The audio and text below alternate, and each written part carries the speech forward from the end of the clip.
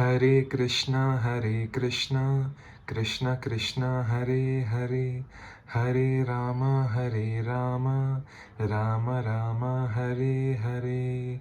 All glories to Bhagavan Shri Krishna Radha Madhava, and all glories to Srila Prabhupada, Jagat Guru Srila Prabhupada, by whose mercy we are able to understand the divine words of Bhagavan Shri Krishna.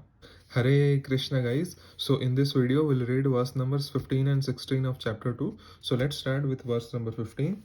So verse number 15 goes like this. Yam hina vyathayantyete purusham purusharshabha sama dukkha sukham dhiram somrita tvaya kalpate. Right? Yam, one to whom he certainly, na never, vyathayanti are distressing, ite all this, purusham to a person, purushar sabha, O best among men, sama unaltered, dukkha in distress, sukham and happiness, dhiram patient, saha he, amrita tvaya for liberation, kalpate is considered eligible. So Bhagavan continues to say to Arjuna that, O best among men, Arjuna, the person who is not disturbed by happiness and distress and is steady in both is certainly eligible for liberation. So, purport given by His grace, anyone who is steady in his determination,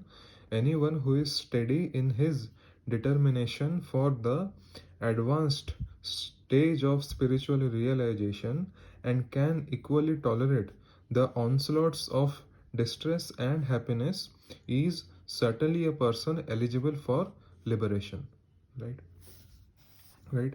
In circumstances in which we feel very, very happy, extremely happy, and in the circumstances in which we feel very depressed, in both the situations, if we are able to remain calm, right, tolerate the excess of emotion in both the situation, if we are able to tolerate, Bhagavan says that person is certainly a person eligible for liberation. So the purport continues, in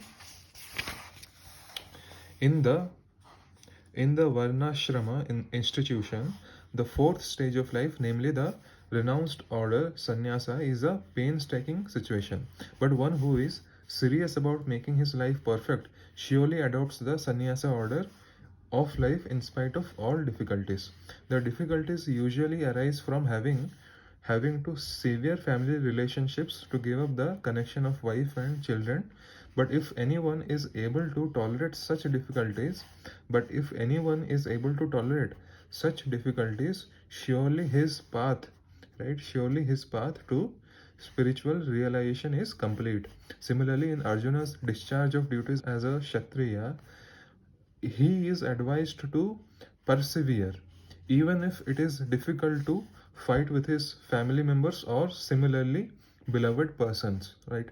Lord Chaitanya took sannyasa at the age of 24, and his dependents, young wife as well as old mother, had no one else to look after them. Yet for a higher cause, he took sannyasa and was steady in the discharge of higher duties. That is the way of achieving liberation from material bondage. Right?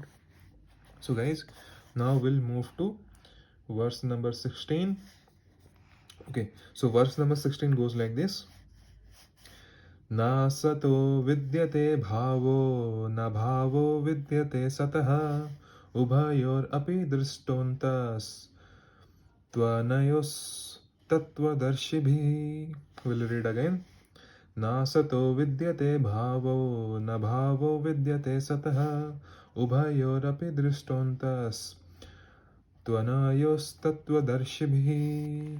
Okay, na never, asatah of the non-existent, vidyate there is, bhavaha endurance, na never, abhavaha changing quality, vidyate there is, sataha of the eternal, ubhayoho of the two, api verily, drishtaha observed, drishtaha observed, antaha conclusion, two indeed, anayoho of them, tattva of the truth, darshibhi by the seers.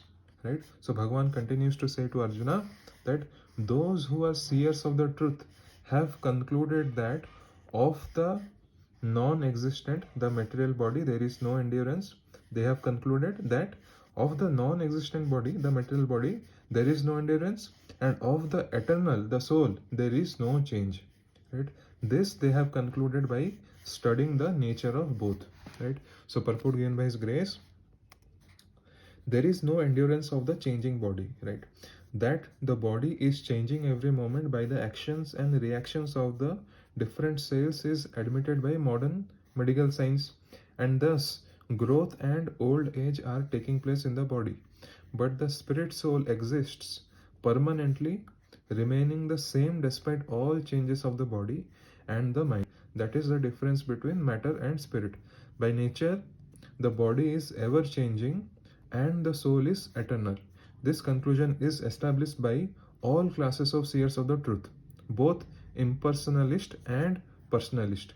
Right? In the Vishnu Purana, it is stated that Vishnu, in the Vishnu Purana 2.12.38, it is stated that Vishnu, Bhagwan and his abodes all have self-illuminated spiritual existence. His abodes all have self-illuminated spiritual existence. Right? Jyotimshi Vishnur Bhuvanani Vishnu. Right? This means that the abodes of Bhagwan Vishnu have self-illuminated spiritual existence. Right? The words existent and non-existent refer only to spirit and matter. That is a version of all seers of truth. Right? So this is the beginning of the instruction by the Lord to the living entities who are bewildered by the influence of ignorance. Removal of ignorance involves the re-establishment of the eternal relationship between the worshipper and the worshipable, and the consequent understanding of the difference between the part and parcel living entities and the Supreme Personality of Godhead. One can understand the nature of the Supreme by thorough study of oneself. Right? The difference between oneself and the Supreme being understood as the relationship between the part and the whole. Right? In the Vedanta Sutras as well as in the Srimad Bhagavatam, the Supreme has been accepted as the origin of all emanations. Such emanations are experienced by superior and inferior natural sequences. The living entities belong to the superior nature, as it will be revealed in the 7th chapter. Although there is no difference between the energy and the energetic is accepted as the supreme, right? The Shaktiman, right, to whom all the Shakti belongs, is accepted as the supreme, and the Shakti, the energy or nature, is accepted as the subordinate. Right? The living entities therefore are always subordinate to the Supreme Lord. Right? As in the case of the master and the servant, or the teacher and the taught. Such clear knowledge is impossible to understand under the spell of ignorance, and to drive away such ignorance, the Lord teaches the Bhagavad Gita for the enlightenment of all living entities for all time. Right?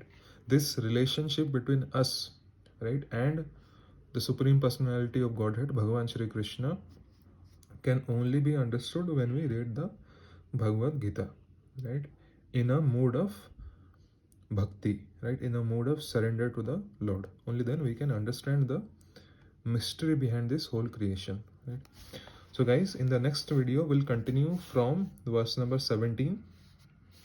Before concluding this video, let's focus once again on the 15th verse, right, where His Grace Srila Prabhupada gives us knowledge on how we can achieve liberation from material bondage. Right? So how one can achieve liberation from material bondage? Right? By taking sannyasa. Right? His Grace Srila Prabhupada says in the purport, but one who is serious about making his life perfect, by perfect means spiritually perfect, right? There is nothing called materialistic perfection, right? The nature of being materially success is in itself imperfect, right? Only in spirituality one can make the life perfect. So One who is serious about making his life perfect surely adopts the sannyasa order of life in spite of all difficulties. And one who is steady in the discharge of higher duties, right? One who is steady in the discharge of higher duties, right? For the well-being of the entire society, right? So only then one can be successful in achieving liberation from material bondage. Okay guys, so in the next video we'll continue from verse number 17. Hare Krishna. Hare Krishna.